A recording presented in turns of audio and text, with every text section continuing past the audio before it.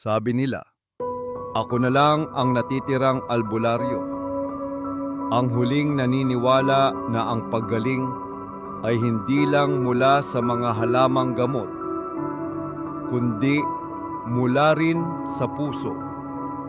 Sa mundong puno ng sakit, tumigil na ang mga tao sa paniniwala sa lumang mahika.